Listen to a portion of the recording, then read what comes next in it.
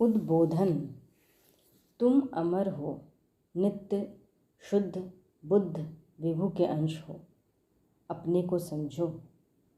तुम्हारा जीवन तुम्हारी गलतियों से बिगड़ा है, इसे सुधारो। सोचो, जब तुम्हारा शरीर ही जो 24 घंटे तुम्हारे साथ रहता है एक दिन तुमसे छूट जाएगा तो यह दुनिया क्या साथ जाएगी? इस बात की गांठ बांध लो, मरोगे अवश्य। इस मुसाफिर खाने से एक न एक दिन जाना ही पड़ेगा। जब रावण, हिरण्यकश्यपु आदि भी चले गए तो तुम किस खेत की मूली हो? इसलिए मन में इस बात को पक्की तरह बिठा लो कि इस दुनिया रूपी सराय में रात बिताने आए हो। इस पर दावा न जमाओ। किराया चुकते ही यहाँ से धक्के देकर निकाल दिए जाओगे।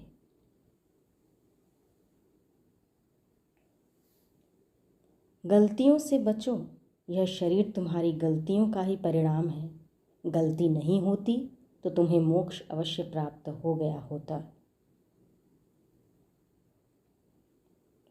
तुम्हारा प्रारब्ध तुम्हारे जन्म से पहले ही नियत हो चुका है और उसी के मुताबिक तुम्हें फल भी भोगना पड़ेगा।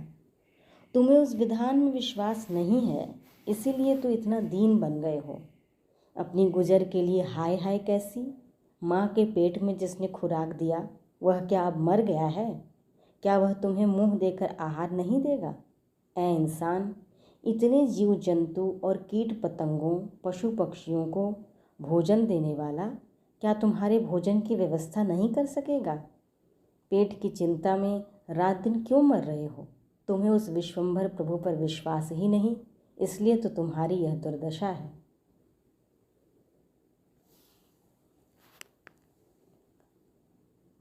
किसी राज्य की व्यवस्था को सुचारू रूप से चलाने के लिए उसमें व्यवस्थापकों के पद बने होते हैं। सबसे बड़ा राजा होता है, उसके नीचे वजीर, वजीर के नीचे अफसर और सबसे नीचे मजदूर होते हैं। कोई गड़बड़ी तब होती है जब अफसर वजीर से मिल जाते हैं। राज्य की शासन व्यवस्था की तरह ही तुम्हारे अंदर भी प्रबंधकों की उपाधियां बनी हैं। आत्मा राजा है, बुद्धि मंत्री है, मन साहब अफसर हैं, इंद्रियां मजदूर हैं।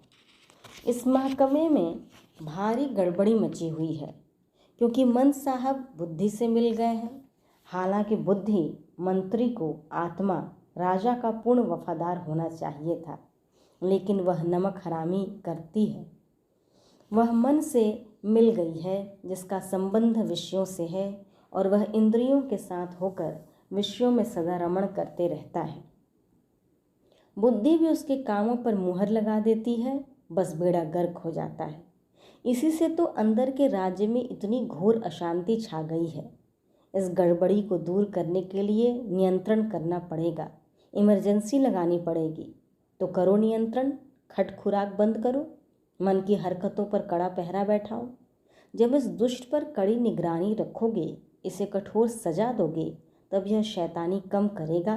तत्पश्चात बुद्धि आत्मा का वफादार बन जाएगी और तब शांति सुव्यवस्था आ पाएगी।